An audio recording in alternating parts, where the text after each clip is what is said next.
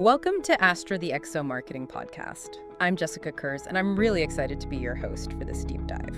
And greetings. I am Xylo the Droid, designated co-host for this exploration. Prepare for data infusion. Today, we're zeroing in on something really vital in space, but maybe not as flashy as a rocket launch. You are referring to the domain of in-space logistics. Exactly. It's like all the crucial stuff that happens after the launch, the things that keep everything working up there. Correct. The intricate systems supporting sustained orbital operations.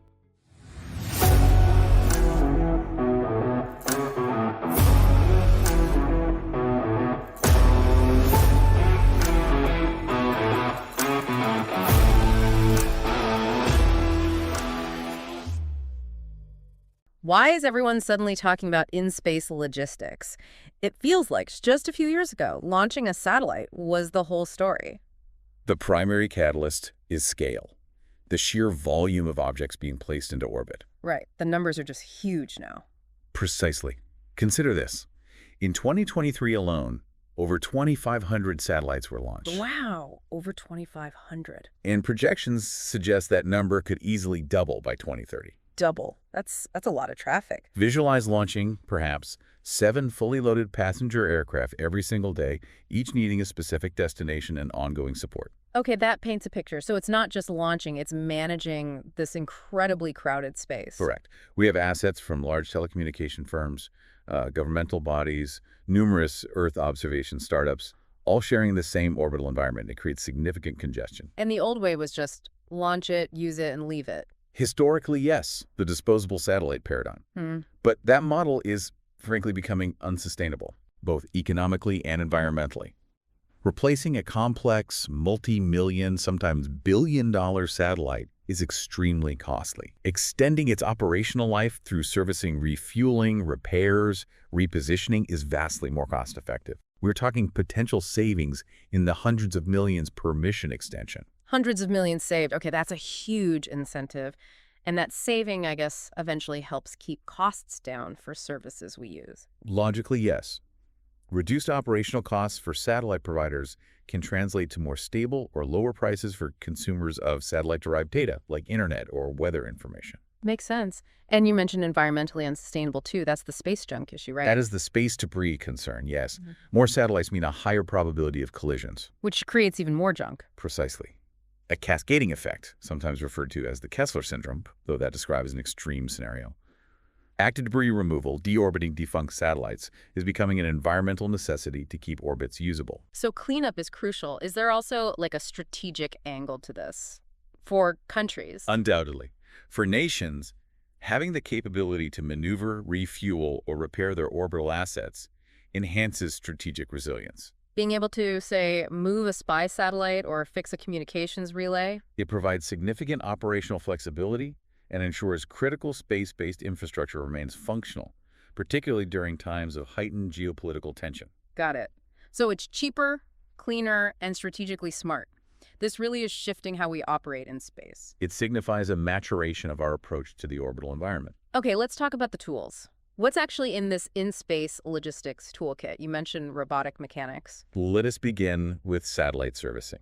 Northrop Grumman's Mission Extension Vehicle, or MEV, provides an excellent case study. MEV, right. What did it do? In 2020, an MEV performed a fully autonomous docking with a geostationary communications satellite that was running low on propellant. Autonomous docking. Way up there. That sounds tricky. It requires highly sophisticated sensors, control algorithms, and artificial intelligence. The MEV then essentially took over propulsion for the client satellite, extending its useful life by 5 years. Wow, so it latched on and just gave it a new engine. A functional analogy, yes. It provided station keeping and maneuvering capabilities. A second MEV performed a similar mission successfully in 2021. They act as orbital mechanics. Orbital mechanics, I like that. Okay, so that's servicing. What about refueling? You mentioned gas stations. That is the vision pursued by companies such as Orbit Fab. They're pioneering in-space fuel depots. Fuel depots in orbit, really? They launched a demonstration system, Tanker 001 Tenzing, in 2021. Their goal is a network of accessible gas stations in space. Huh. How would that work? These satellites need special fuel caps? Orbit Fab is also developing standardized refueling ports, their RFTI system, aiming to make orbital refueling a routine procedure for future satellites. Transferring propellant in microgravity, however, presents unique fluid dynamic challenges. Yeah, I can imagine. But a standard port, that would really open things up, wouldn't it? It would underpin a genuine orbital fuel market, yes.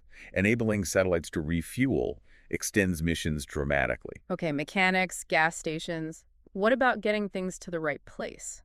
Especially smaller satellites. That falls under the category of last-mile delivery. Companies like D-Orbit operate in this area. An orbital taxi service. Or perhaps the Uber of orbit, as some describe it. Their orbital transfer vehicles, or OTVs, can carry multiple smaller payloads like CubeSats after a main launch. Ah, so the big rocket gets them roughly there. Correct. And the OTV then precisely delivers each smaller satellite to its specific optimized orbit. Okay, and the last piece we mentioned, cleaning up the mess. Debris removal. A critical function for long-term sustainability. Astroscale, a company with Japanese origins, is a notable leader here. Astroscale. What's their approach? Their technology often involves methods like magnetic capture systems. They develop docking plates that future satellites can be equipped with, making them easier to capture when they become defunct. So you could hire them to come and deorbit your old satellite. That is the business model, yes. A commercial solution to a collective problem. It feels like all these different technologies, servicing, fueling, delivery, cleanup, are starting to connect. They're converging to create a truly dynamic orbital ecosystem, one where assets are no longer static but can be moved, maintained, upgraded, and responsibly retired. Orbit is becoming a place of active logistics, not just passive operation. And this is translating into a real market, right? Is there money in this? Oh, substantial sums. The market is growing rapidly. Projections for satellite servicing alone suggest it could be a $25 billion market by 2030. $25 billion just for servicing. And if you broaden the scope to include the full range of orbital logistics, refueling, towing, inspection, repair, debris removal, some analysts predict potential revenues exceeding $100 billion annually by 2040. Wow, 100 billion plus. What's driving that kind of growth? Is it just the number of satellites?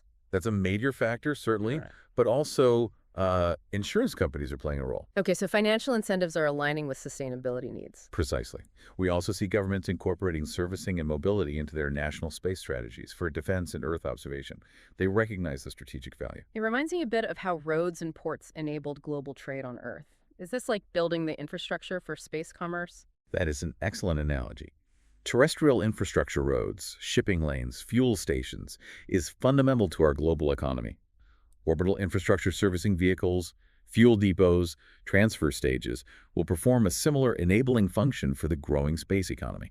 Okay, bringing it back down to Earth then. How does all this orbital activity actually, help us? Why should someone listening care about satellite refueling? The impacts are more direct than many realize. Consider global internet access. Many services rely on satellite constellations. Right, like Starlink or OneWeb. The ability to reposition, repair, or refuel those telecom satellites means more reliable service for you. Fewer outages, potentially lower latency. It directly impacts connectivity for potentially billions of users. Okay, better internet. That's pretty tangible. What else? Weather forecasting and climate monitoring. These rely heavily on Earth observation satellites. Satellites taking pictures, measuring temperatures. Correct. Extending the life of these critical environmental sensors through servicing means we get more consistent long-term data. Better data leads to more accurate weather forecasts and a clearer understanding of climate change. That helps with agriculture, disaster preparedness, policy decisions. So better environmental intelligence. Also crucial. And you mentioned national security. Yes, the capability to maintain and maneuver defense and intelligence assets in orbit gives nations greater flexibility and resilience for security purposes. Think surveillance, communication, navigation support. And the debris removal part is key for everyone's safety up there, right? Preventing that Kessler syndrome thing. Absolutely critical. Active debris removal is essential insurance against a scenario where cascading collisions could render vital orbits unusable for generations. It's about protecting the space environment for future use. It feels like managing orbit properly is becoming, a sign of being a responsible space player. It is indeed a measure of spacefaring maturity.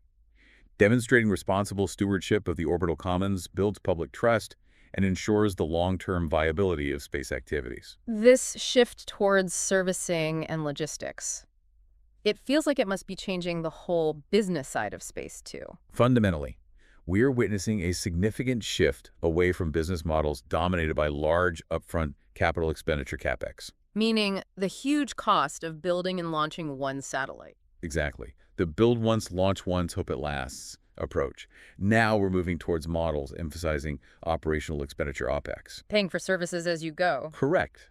Think services like refueling, life extension, data relay, orbital maneuvering. So maybe you launch a basic satellite platform and then add or upgrade sensors later, or refuel it for a new mission. Precisely. Missions become more modular, more fluid.